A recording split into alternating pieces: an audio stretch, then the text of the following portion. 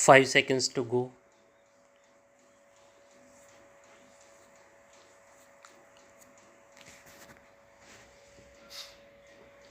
Start.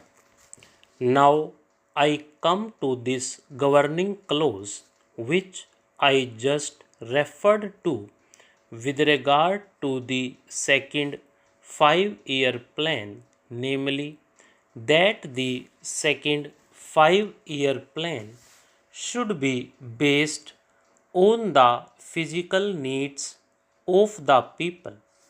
You will remember that yesterday the President also emphasized the necessity for basing planning on the people's physical needs. Our first 5-year plan was based on the data and the material we had at our disposal, as well as on things that were actually being done at the time.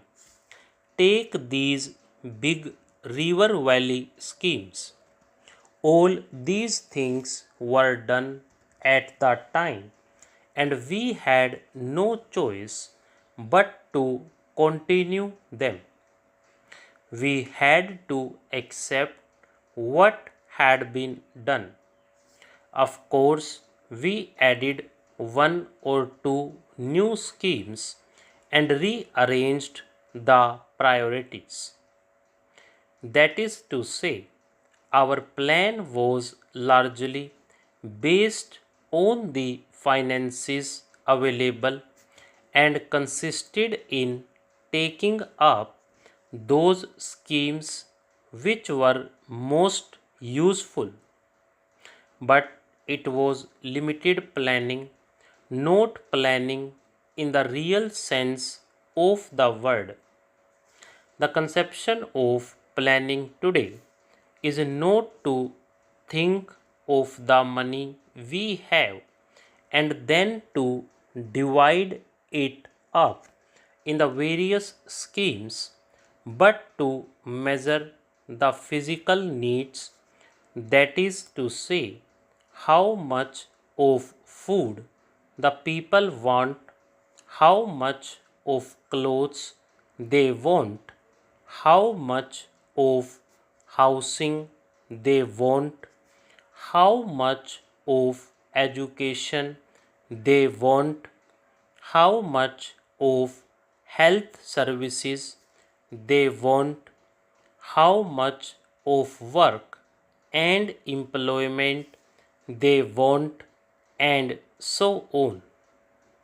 We calculate all these and then decide what everyone in India should have of these things. Once we do that, we can set about increasing production and fulfilling these needs.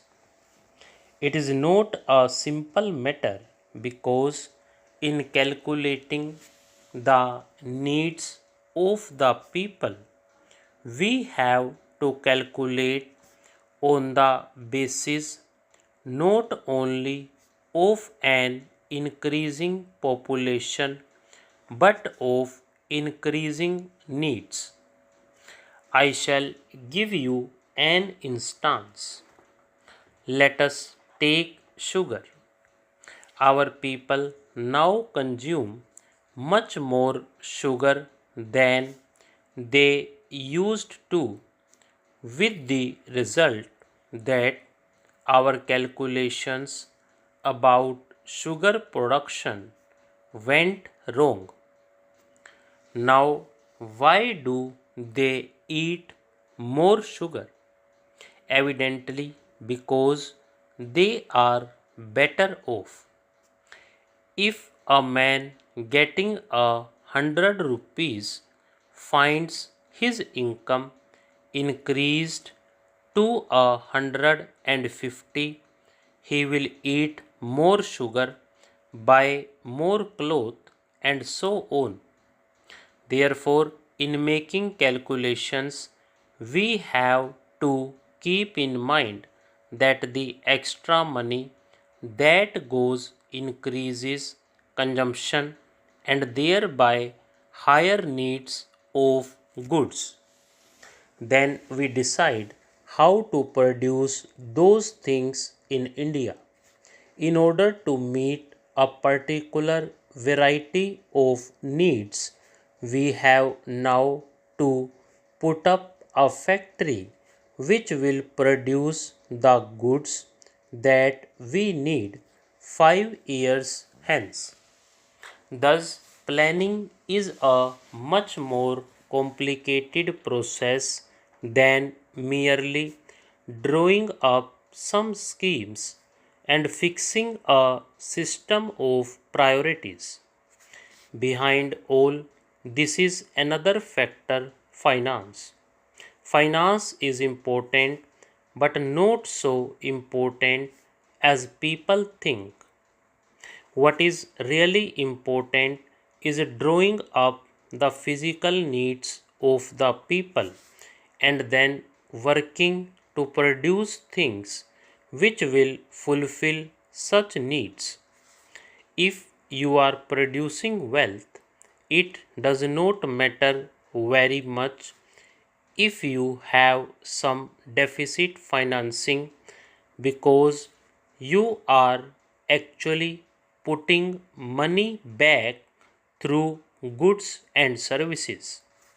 Therefore, it does not matter how you manipulate your currency so long as your production is also keeping pace with it.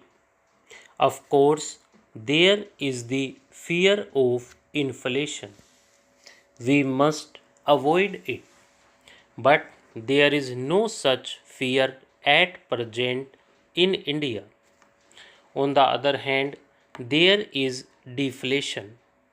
Nevertheless, we have to guard against inflation. We have to produce the equivalent of the money pumped in. Sometimes there is a gap between investment and production when inflation sets in.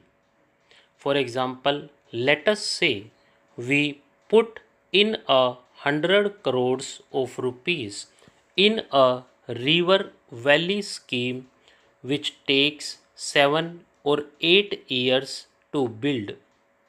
During the years it is being built, we get nothing out of it but expenditure. This can be balanced in cottage industries in which the gap in time is not large. The additional money that you have put in is not locked up for long. Therefore, in planning, we have to balance heavy industry, light industry, village industry, and cottage industry.